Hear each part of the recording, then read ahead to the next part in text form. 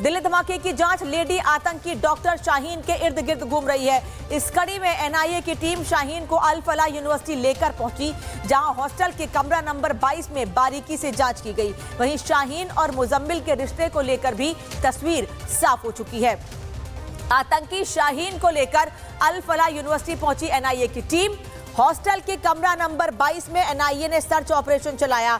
NIA Shaheen के cabin और classroom में भी उसको लेकर गई। शाहीन को अल फलाह के वीसी के सामने भी बैठाया गया कि आमने सामने बैठाकर पूछताछ हो सके। एनआईए की टीम शाहीन को खोरी जमालपुर लेकर भी पहुंची और शाहीन के निकाह में आतंकी उमर सहित 12 लोग मौजूद थे।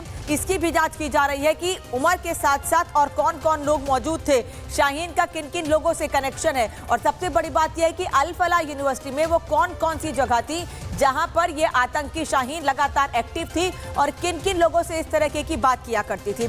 दिल्ली धमाके की जांच लेडी आतंकी डॉक्टर शाहीन के इर्द गिर्द घूम रही है।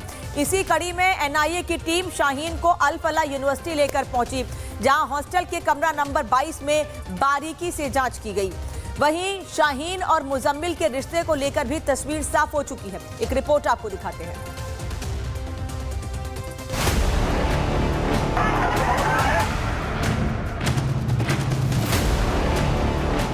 शाहीन बोलेगी, राज खोलेगी।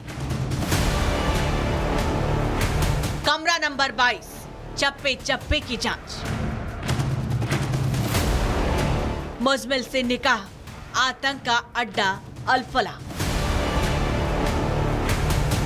दिल्ली ब्लास्ट की जांच जैसे जैसे आगे बढ़ रही है, वैसे वैसे सनसनीखेज खुलासे हो रहे हैं। इस केस की सबसे अहम कड़ी है जैस की मैडम सर्जन यानी कि डॉक्टर शाहीन। जांच को आगे बढ़ाते हुए एनआईए की टीम सबसे पहले डॉक्टर शाहीन सैयद को फरीदाबाद के धौज गांव स्थित अल फलाह यूनिवर्सिटी लेकर पहुंची।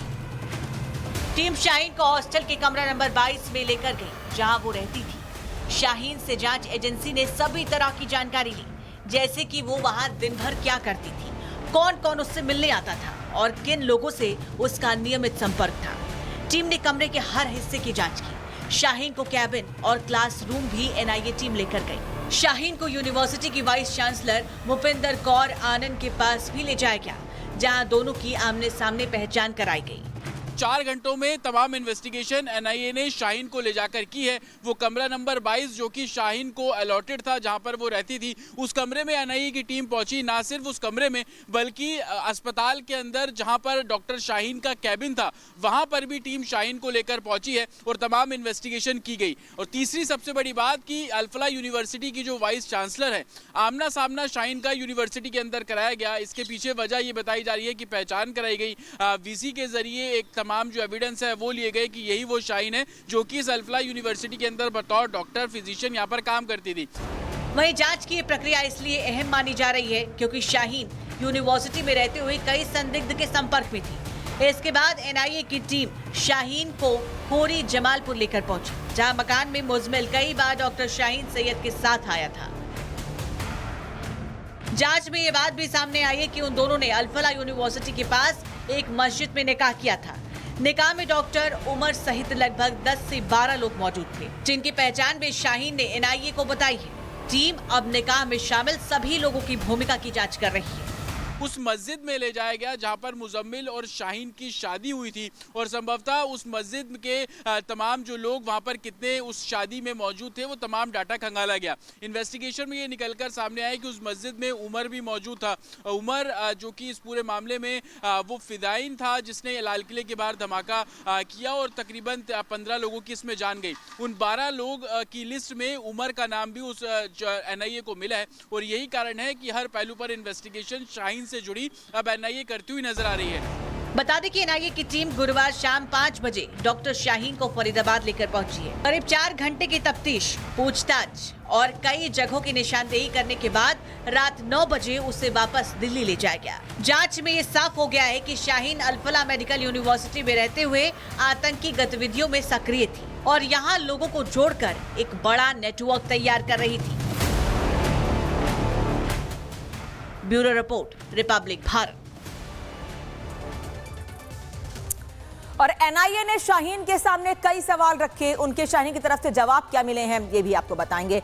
एनआईए ने सवाल पूछा है कि अल फलाह में दिन भर वो करती क्या थी, आखिर उसका काम क्या था, तो शाहीन का जवाब था कि वह वहां छात्रों को पढ़ाया करती थी। फिर एनआईए ने पूछा कि कौन कौन लोग वहां पर मिलते थे, उसको मिलना जुलना कैसा था। शाहीन का कहना है कि मुजम्मिल, उमर और आदिल, इन तीनों से उसकी मुलाकात हुआ करती थी। एनआईए का सवाल यह भी कि किन किन लोगों से नियमित यानी कि लगातार वो संपर्क में थी, तो शाहीन ने जवाब दिया कि मुफ्ती इरफान, परवेज अंसारी से लगातार संपर्क में थी। परवेज अंसारी जो कि शाहीन का भाई है, उससे लगातार संपर्क में थी। इसके अलावा भी एनआईए ने कई सवाल उसके सामने रखे, पूछा कि किन किन स्टाफ के संपर्क में थी अल फलाह यूनिवर्सिटी में शाहीन का जवाब था कि स्टाफ में शोएब लगातार हमारे संपर्क में था। शोएब यानी वो व्यक्ति जिसने उमर को कमरा दिलवाया था, अपनी साली के घर पर रेंट पर रखवाया था, वो वार्ड बॉय का काम करता था अल फलाह यूनिवर्सिटी में, वो शाहीन के लगातार संपर्क में था। दिल्ली धमाके की जांच लेडी आतंकी डॉक्टर शाहीन के इर्द गिर्द घूम रही है।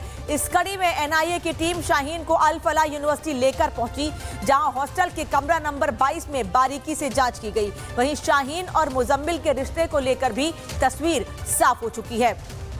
आतंकी शाहीन को लेकर अल फलाह यूनिवर्सिटी पहुंची एनआईए की टीम।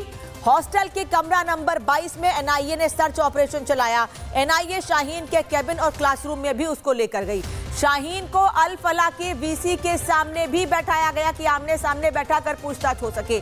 एनआईए की टीम शाहीन को खोरी जमालपुर लेकर भी पहुंची और शाहीन के निकाह में आतंकी उमर सहित 12 लोग मौजूद थे। इसकी भी जांच की जा रही है कि उमर के साथ साथ और कौन कौन लोग मौजूद थे, शाहीन का किन किन लोगों से कनेक्शन है, और सबसे बड़ी बात यह है कि अल फलाह यूनिवर्सिटी में वो कौन कौन सी जगह थी जहां पर ये आतंकी शाहीन लगातार एक्टिव थी और किन किन लोगों से इस तरह की बात किया करती थी। दिल्ली धमाके की जांच लेडी आतंकी डॉक्टर शाहीन के इर्द गिर्द घूम रही है। इसी कड़ी में एनआईए की टीम शाहीन को अल फलाह यूनिवर्सिटी लेकर पहुंची, जहां हॉस्टल के कमरा नंबर 22 में बारीकी से जांच की गई। वहीं शाहीन और मुजम्मिल के रिश्ते को लेकर भी तस्वीर साफ हो चुकी है। एक रिपोर्ट आपको दिखाते हैं।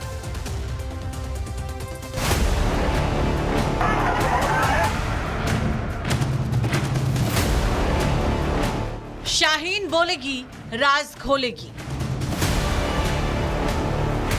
कमरा नंबर 22, चप्पे चप्पे की जांच।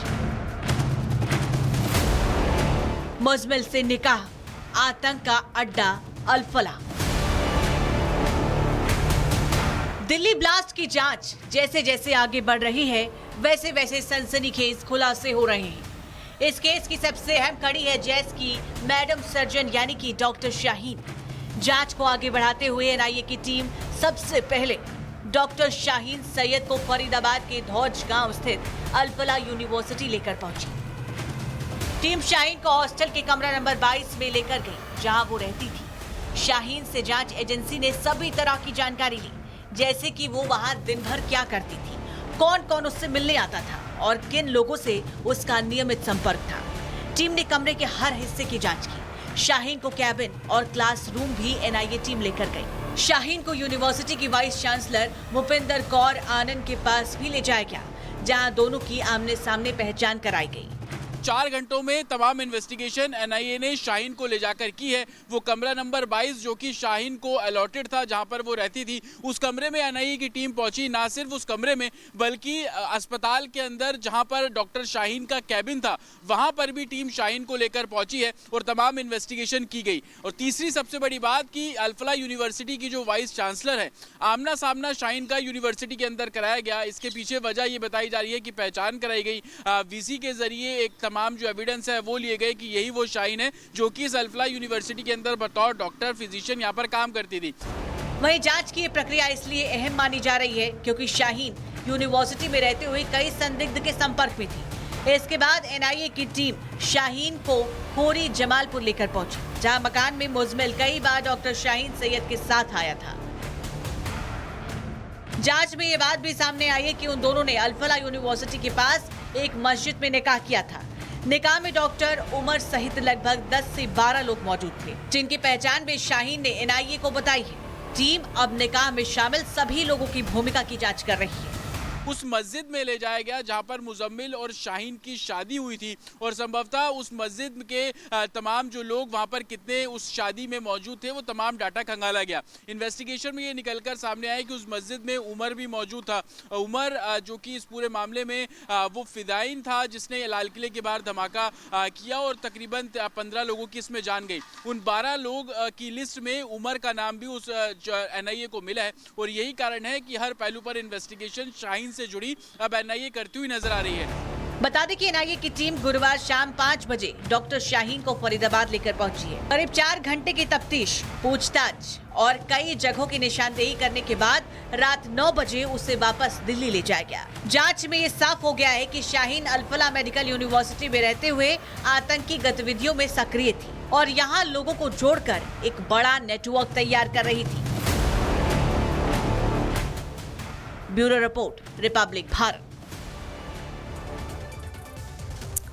और NIA ने शाहीन के सामने कई सवाल रखे, उनके शाहीन की तरफ से जवाब क्या मिले हैं ये भी आपको बताएंगे।